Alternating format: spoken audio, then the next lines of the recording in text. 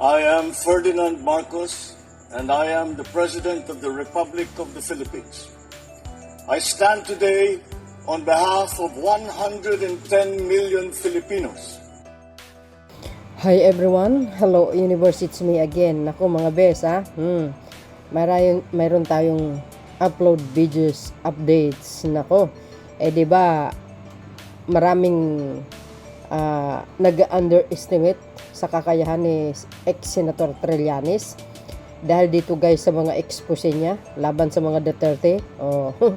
Ang iba sabi nila walang katotohanan, especially mga DDS, diba? Kwentong barbero sabi nila. Alam nyo, itong mga nagdaan, ang dami niya pong mga expose laban sa mga Duterte.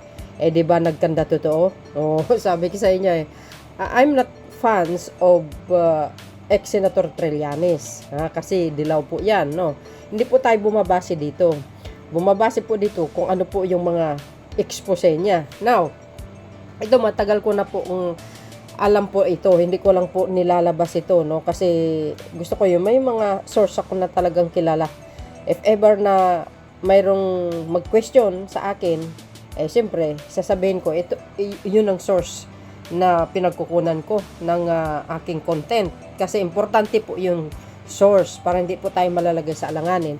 So, itong bagong expose ni ex-Senator Trillanes laban kay Sara Duterte, yung iba dito medyo alam po natin. Pero mayroon dito guys na talagang makikita natin. Kasi nilalatag ni dating Senator Trillanes itong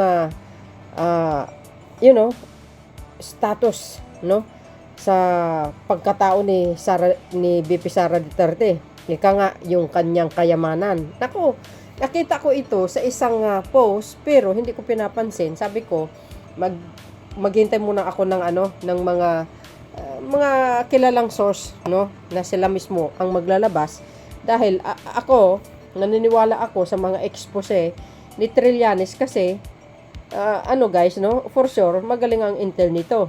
Dahil dito, basahin ko po sa inyo kung ano yung expose na ilalabas niya. Source natin is Abante News Online. Kilala naman niyang si Abante, ano? Sabi po dito guys, inilista ni dating Senador Antonio Trillanes, default ang mga anyay, krimen na nagawa ni Vice President Sara Duterte matapos ang malawakang National Rally for Peace ng Iglesia ni Cristo, which is ang INC nitong Lunes, Enero 13. Basahing buong detalye, i-click ang link sa comment section. Agay, partisipo ng Abante News Online, sabi dito guys, ayan, Trillanes iniisa ang mga krimen ni BP Sara. Nako, ito kasi nasasabi po ni Digong ito sa social media na wala naman talaga sa pera. Agay. Diba, gusto nga ipakita yung salin, ayaw. So dahil dito mga besa, para kumpleto detalyado, basahin po natin ang buo. January 14, 2025. Ayan inilista ni dating Senator Antonio Trillanes, default ang mga anyay, krimen na nagawa ni Vice President Sara Duterte matapos ang malawakang National Rally for Peace ang Iglesia ng Cristo, which is ang INC nitong Lunes, Enero 13. Unaan niya nito rito ang pagwawaldas. Number 1 na yun guys, sabi niya, unan niya rito ang pagwawaldas umano ng Vice Presidente sa daang milyong pera ng bayan, milyong pera ng bayan sa Department of Education at the Office of the Vice President. Agay. Ayan number 1 yan. May pangalawa pa talaga. Pangalawa, may ill-gotten wealth umanong daang milyong piso si Duterte. Ayan, nako, mayaman pala ito si Sara Duterte guys, Kaya sabi natin, itong mga pagbabanta kay Pangulong Marcos Jr. ay may kakayahan talaga siya na talagang magbayad ng hitman, gun for hire. Kasi mayaman talaga tingnan mo, may ill-gotten wealth pala siya. Tuloy, pangatlo, tumanggap umano ng pera sa drug lord at panghuli, nagbanta umano itong ipapatay si Pangulong Marcos Jr. which is si PBBM. Tama naman po yun. Yan po ay nagkaroon po ng balita dyan. Basahin po natin maya-maya. Okay? Ayan, tuloy. Ano? Sabi niya. Ano? Quits lang? No way. Impeach Sara. Saad ni Trillanes. Inanunsyo niya ang mga pizza para sa mga pagtitipon umanong dadaluhan ng magdalo party list bilang pagsuporta sa impeachment complaint laban kay BP Sara ay ayan kaya mga kababayan, abangan po natin yung mga expose ni dating Senator Trillanes kasi may nabasa ako mga bes na talagang sinasabi doon na mayaman talaga itong family Duterte sa totoo lang. Kung totoo man ito na sinasabi ni dating Senator Trillanes na tumatanggap umano ng pera sa mga drug lord, parang naalala ko si Harrieta guys 'di ba nagtatago ang natuklasan kasi sa kanyang bank account dati 125,000 nung yung hearing dyan sa Quadcom natuklasan na naging 125 million yung pera niya. Naloko saan kaya galing yun? Galing ba din sa drug lord mga bes? Nakaw! Sa pugo agay. So dahil dito itong mga sinasabi ni Senator Trillanes, ako'y naniniwala guys kasi hindi naman basta-basta magsasalita yan kung fake news. Dahil maari po siya sampahan ng kaso kung ito fake na nagpapakalat ng fake news. Siyempre may source po yan, that sa isang napanood ko, naka-highlights doon mga kababayan, yung napakagandang bahay na parang alamansyon tapos ang laki ng swimming pool mga bes na sinasabi nila pag-aari ni Piatos BP Sara Duterte. So, dahil dito sa isang kaso niya tungkol dito sa pagbabanta ng Pangulo, ito po yung sinabi ng NBI. Basahin ko sa inyo So, ayan guys, NBI, speaking of, pagbabanta sa Pangulo, sinabi ni dating Senator Trillanes, NBI tinapos na ang investigasyon sa naging banta ni BP Sara laban kay PBBM. Siyempre, sabi ng Pangulo, hindi niya papalagan yan. Kaya, hintayin natin ang mga karagdagang mga mangyayari mga bes Sabi dito mga bes, ayan NBI tinapos na ang investigasyon sa naging banta ni BP Sara laban kay PBBM. Agay.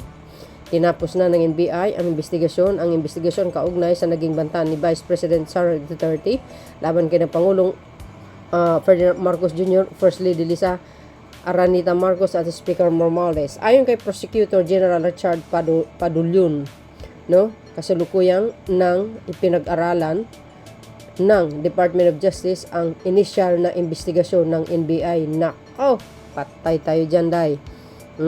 Nako. Kasi, doon sa sinabi niya, mga kababayan, malinaw naman doon, di ba? Hindi niya pwedeng sabihin joke-joke yun. No, hindi. Napakaseryoso siya doon nung that time na yun, na nagsalita siya sa social media. At mayroon pa siyang sinabing words, no joke, no joke. Tsaka madiin niya talaga sinasabi na, pag namatay daw siya, patayin din daw si Pangulong Marcos Jr.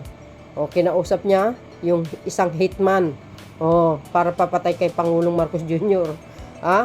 Diyan, nag-react ang lahat ng mga netizen, ng mga Pilipino na sinasabi ng iba hindi pag-uugali ng isang vice presidente, Ang iba naman dalhin na lang sa Mandaluyong, baka may tama na daw yung utak. Okay. Hindi pwedeng may tama sa utak, seryoso na seryoso 'yun. At saka pagbabanta 'yun, at kayang-kaya niyang gawin 'yung guys kasi sabi nga ni dating Senator Trillanes may ill-gotten wealth siya. Nako, saan kaya galing talaga ang mga ill-gotten wealth? Uy, nako, hindi kaya mga yan po, baka pera ng yan guys, taong bayan baka lang. So who knows, hindi natin alam. So dahil dito guys, may sinabi din ni si Trillanes na abangan daw yung impeachment laban kay Sara Duterte, no? Yun guys, speaking of impeachment, for sure, ang lahat po ng nanonood lagi sa channel ko ay 100% suportado nila ang impeachment for Sara Duterte. Katulad po ng sinabi ko sa isang video ko,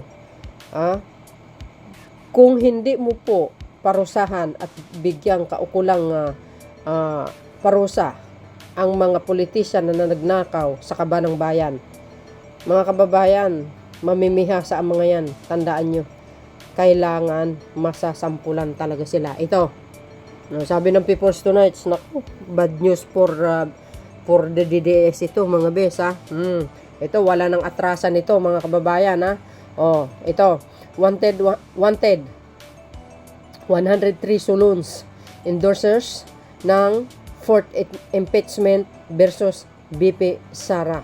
Agay, nakaw, lalong magagalit ang mga DDS nito, mga kababayan, kay Speaker Martin, for sure. Binabanatan nila yan Nangangalap na ng suporta ang ilang mambabatas ng 103 kongresista na mag-i-endorso sa ika-4 na impeachment complaint na ihahain sa Kamara laban kay Vice President Sara Duterte upang mapibilis ang proseso. Nako, pang-4 na impeachment nito, guys, Halos maraming Pilipino, mga kababayan, na suportado po ang impeachment laban kay Sara Duterte.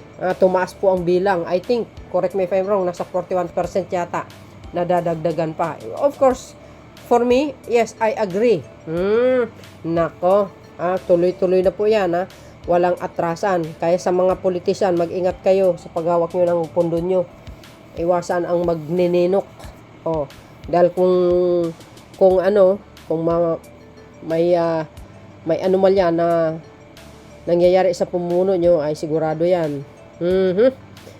Ito, ay naku, mabigat na kaso ito, guys, Ito ang ibinunyag ni House of Representative Secretary General Reginald Velasco matapos siya impormahan ng 12 kongresista tungkol sa kanilang plano maghain ng ika-4 na impeachment complaint laban kay Sara Duterte. Hala kayo, patay na ito.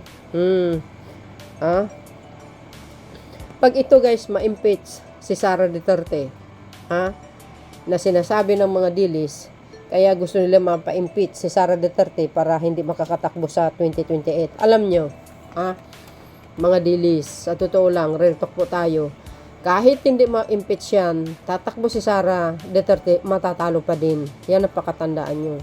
Hindi, real talk po tayo, guys. Lalo't po, itong mga issue na ito, na talaga namang nag-trending sa social media laban sa mag-amang Duterte. Kung natatandaan nyo, si dating Vice President Binay, tumatakbo sa pagkapangulo, ang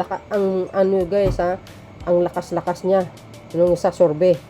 Pero dahil sa mga issue na lumalabas, laban sa kanya, wala, natalo siya sa pagkapangulo. Sa totoo lang. Kaya wag kayo umaasa na si Sara Duterte mananalo. Nako, guys, 50-50 po 'yan.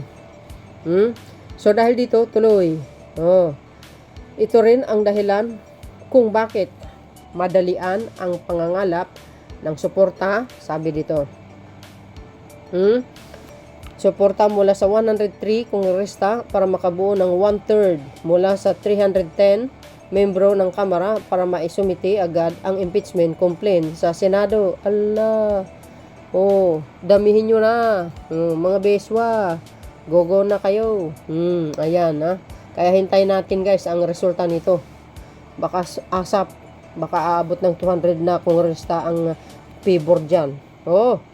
Tuloy, yun ang sabi sa akin. The plan to get to file a new complaint endorsed by 1/3, sabi ni Velasco sa panayam ng media ngayong Martes, Enero 14. Mga kongresista na po yan, for the fourth impeachment laban kay Sara. Nako, talaga naman. Wala na. Pag ito na-impeach si Sara, mga bes, kahit anong posisyon sa gobyerno, hindi na po siya makakatakbo. Tandaan nyo. So, ang pinakasolusyon lang dito is mag-resign na lang siya sa pagka-vice presidente dahil pag nag-resign siya, very possible makakatakbo siya sa any posisyon. Pero I don't think na mananalo ito sa pagka-presidente. Malabong mangyari guys kasi una-una ako mga kababayan, kahit sinong tao pwedeng tatakbo, pero ang binabase ko sa karanasan sa pamumuno. Ito, very lack experience sa pamumuno guys. Si Sara, sabi nga ni Atty. Gadon, immature, walang alam. Sabi nga, hindi po siya qualified talaga. Kulang sa kaalaman. Tama naman po yun. So dahil dito, mga kababayan, sana po no, sa mga ibang congressman, dumagdag kayo ng dumagdag para maisumite na yung pong port impeachment, no? Impeachment na yan. Sabi po dito guys, tuloy. Sabi dyan, ayan, mas makatitiyak ang mga pro-impeachment saloons na mabilis maiparating sa Senado ang reklamo laban kay VP Sara kung makakalap sila ng 1/3 vote mula sa kanilang mga kabaro. Yes, kaya abangan natin dyan, mga bes, soon as possible. Kasi pag nagkasala nga sa batas, dapat managot, walang takas yan. No? Alam po natin, ang Senado, maraming kakampi si Sara Duterte, na sana po, no, sa mga senador, makisama po kayo. Ang nakataya dito yung kaba ng bayan, pera ng bayan. Huwag kayong maging bias. Dahil may mga eleksyon pa na darating kung sakali tatakbo kayo. Hindi na kayo ibubuto. Sa totoo lang. Alam nyo, si Sara Duterte, kahit if ever na hindi man siya ma-impeach, tapos tatakbo siya, hindi rin makakaupo sa Malacanang ito guys. Sa totoo lang, maniwala kayo sa akin. Bakit? Mangyayari ang People's Power 3. Yan ang pakatandaan nyo. Isa na ako dun na ayaw ko talaga siya mamuno. Like father, like daughter. Same color, flocking together. Parang ganun. Tuloy. So, under our procedures, the moment I receive and verify this complaint endorsed, signed by a minimum of 1/3 House members, we can immediately transmit it to the Senate for action. Paliwanag ng House official, file po to courtesy of House of Representatives. Ayan, kunting panahon na lang, maifa-file na, kumbaga maisusumite na yan, makumpleto nila ang bilang para sa fourth impeachment. Ayan, sa Senado. Naunang sinabi ni Ruben Padilla, siya isa sa mga manguna na kailangan ibablock niya ang impeachment laban kay Sara Duterte. Tingnan nyo, yung pinili ninyong kandidato, Pulpol, hindi sa senador para sa Pilipino, kundi para sa mga Duterte lang. Yan, si Ruben Padilla. So dahil dito guys, ano po ang kapalagayan nyo? Well, ayan natin ang batas ang uusig sa kanya. Kasi kailangan yun Although na sinasabi po ng Iglesia ni Cristo, no, sinasabi nga doon sa Biblia na isang babae nga na pumunta kay Panginoong Hesus. That time kasi mga kababayan, wala pang batas. So, ang Panginoon, pinatawad niya po yung babae na sinasabi sa kanya, humayo ka at wag ka na magkamali uli. Diba? It's biblical, yes. Nagpatawad siya, pero iba na po ang batas sa lupa in biblical po yan. Pag nagkasala ka sa batas, managot ka. Lalo na po sa mga may bibigat. Pwede mong patawarin ang isang tao sa mga simpleng pagkakamali lamang. Diba? Yung murahin mo siya, pwede kang humingi ng sorry. Pero pagdating sa krimen, pangdarambong, ibang storya na po. Yun. Batas na po yan, mga base. So, kailangan, lilitisin, sampahan ng kaso, at ikulong. Kaya sa mga politician, mag-ingat kayo. Dahil sa panahon ni Pangulong Marcos Jr. guys, ang dami po mga mayors na nasuspindi sa totoo lang. Ay, grabe, naloka ako.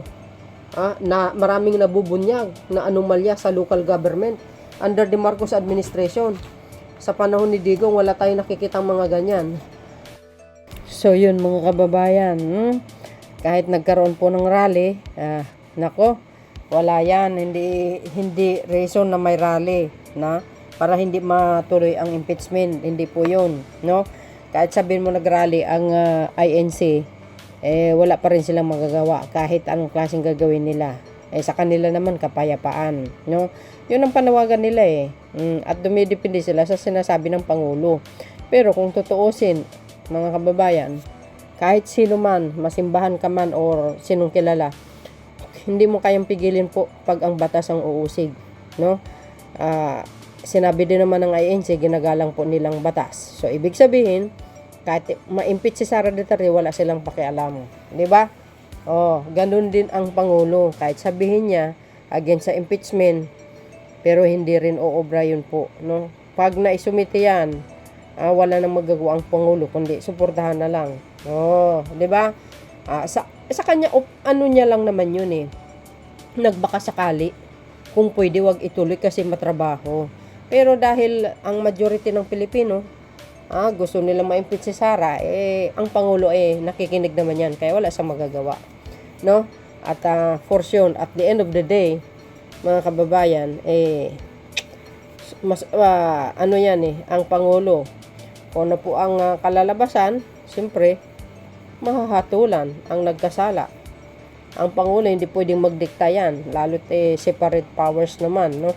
Ang Kongreso at ang Senado. So dahil dito mga kababayan, ano po ang kapalagayan nyo? Well, anyway, for me, basta batas ang sundin.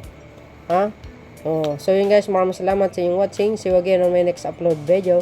Bye bye bye and babush. God bless Philippines.